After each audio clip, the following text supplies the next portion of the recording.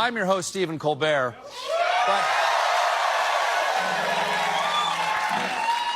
But tonight, we are all Jimmy Kimmel. A lot of people are worried that we won't keep saying what we want to say or that we'll be censored. But I'm going to cover the president's trip to the UK just like I normally would. During the trip, protesters managed to project images onto the sides of Windsor Castle of Trump standing next to his good friend, Jeff Goldblum. While back here at home, his administration is pursuing a crackdown on free speech. And completely unrelated, I just want to say before we get started here that I've always admired and respected Mr. Trump. So I don't know who this Johnny Drimmel live ABC character is, but the point is our great administration has laid out very clear rules on free speech. Now, some naysayers may argue that this administration's speech concerns are merely a cynical ploy, a thin gruel of a ruse, a smokescreen. Some people would say that. Not me, though. I think it's great. People across the country are shocked by this blatant assault on the freedom of speech. Connecticut Senator Chris Murphy posted this video of himself. Stephen Colbert is gone. Jimmy Kimmel is gone.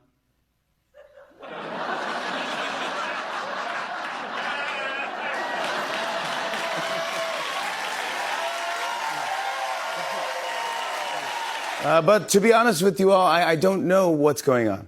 And no one does. But I do know Jimmy Kimmel. And he's a decent, funny, and loving guy, and I hope he comes back. And speaking of free speech, I want to speak about Jimmy Kimmel because he has been pulled off air indefinitely over his comments in the aftermath of Charlie's assassination. So let's take a listen to what Jimmy Kimmel said on his show.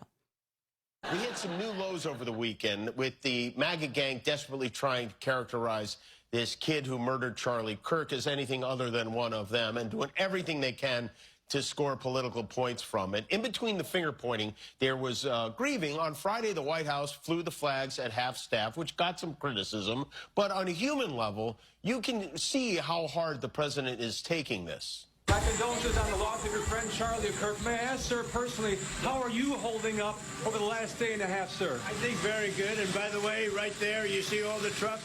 They've just started construction of the new ballroom for the White House, which is something they've been trying to get, as you know, for about 150 years. And it's going to be a beauty. Yes. He's at the fourth stage of grief, construction. Demolition, construction. This is not how an adult grieves the murder of someone he called a friend. This is how a 4-year-old mourns a goldfish. Okay, so that's what he said. Whether or not you think it was a insensitive joke, okay, I don't think that would have been the justification for saying that he now needs to donate to charity and lose his whole life. And this is what happened. He's taken off air, and some people are saying, hey, Candace, they did this to us. And you're not wrong, right? If you are on the right and you are saying that when the whole George Floyd thing happened, people lost their jobs for saying sensible things or making a joke, you are correct. Like, you are right to say, yes, that absolutely did happen.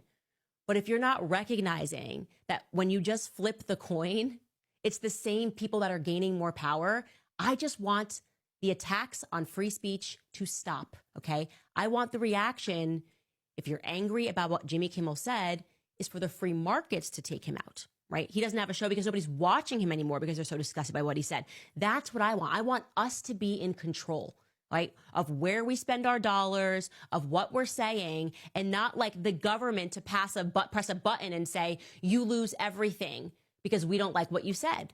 And it should be noted, by the way, that in the same monologue, he did call the murder senseless. The day that it happened, Jimmy Kimmel posted a message on Instagram sending love to the Kirk family, to the victims of gun violence. He posted, instead of the angry finger pointing, can we just for one day agree that it's horrible and monstrous to shoot another person?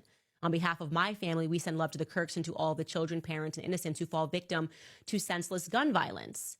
You wouldn't have thought that he had posted that in terms of everyone that were just like strip him of everything. And I want to be clear, I don't like Jimmy Kimmel, right? I think he is a part of the radical left, the people that are constantly shouting. I don't like him at all, but I'm just recognizing that our solution to being angry at each other always seems to be, let's give the government more power, right? Let's give the government more power. And that's what happened here, okay? The chairman of the Federal Communications Commission, Brendan Carr, jumped up and he criticized Jimmy Kimmel's remarks. He threatened federal action against ABC affiliates who carried the show. What? Federal action if you carry the Jimmy Kimmel show? Does that seem right to you? Okay? Again, if you're on the right and you cheered this on, do you understand? We never, ever, ever should be applauding federal action when it comes to speech. Hi guys, this is Tina and you're welcome to the channel. Jimmy Kimmel looked straight into the camera and said the MAGA gang is working hard to spin the Charlie Kirk murder, and just like that, ABC pulled his show down. I don't understand this. Is freedom of speech dead, or is there more going on behind the scenes than we can see?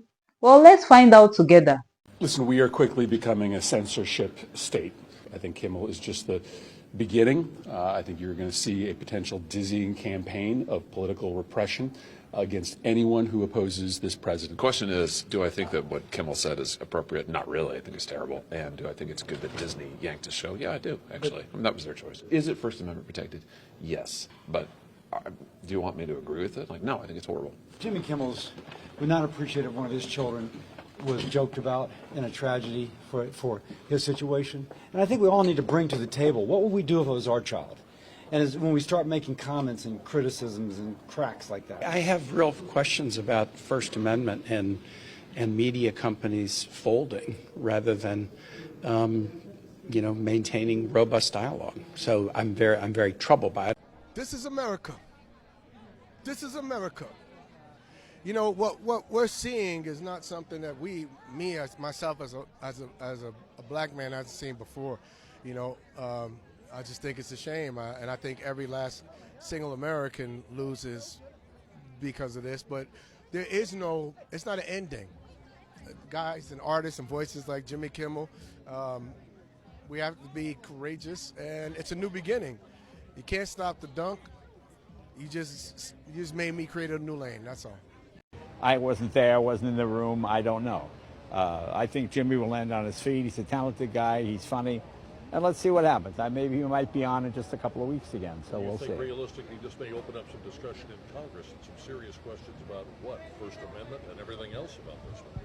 Well, it's a comedian talking. If you don't like it, don't watch it. I mean, it doesn't seem... That's the market. Well, that's the market. I mean, let the people decide. If people like a show, it stays on the air. I mean, that's as simple as that. I mean, I enjoy Jimmy. I like all the guys. I think they're really talented. I like jokes. That's why I watch them. Is the future of comedy okay? What's that? Is the future of comedy in good hands? Yeah, it'll be all right. Don't worry about it. Yeah. Do you think it's a worrisome sign-off? Huh? Do you think it's a worrisome sign-off what happened yesterday for the future? It remains to be seen, but we'll see. We'll see what happens, you know. It's like terrorists. One day they're on, one day they're off. One day they're on, one day they're off. So you don't know. But thanks, you guys. Jay, have you... Oh, I got to go. One last question with NBC. One more question. Yeah. If you're on the air right now, Jay, how would you address everything that's going on right now? I don't know. I'm not on the air. Well, I'm on the air right now, and I'm addressing you. There you go. So, as I said, I'm for free speech. You know, Patrick Henry said it best. Give me liberty or give me death. That was the first go-around with this argument. What's going on for 200 years, and in a free society, it'll go on for another 200. So, see what happens. Any taboo subject? What wishes to make any taboo subject? Well, I don't know. Maybe. What was your immediate reaction? Well, I just said it. Oh, I'm sorry. Jimmy Kimmel said it and ABC silenced him. But the question is, was he out of line, or is this a dangerous example of censorship? If you've made it this far, thank you for watching. Don't forget to like, comment your thoughts, and subscribe to keep the conversation going. See you in the next video.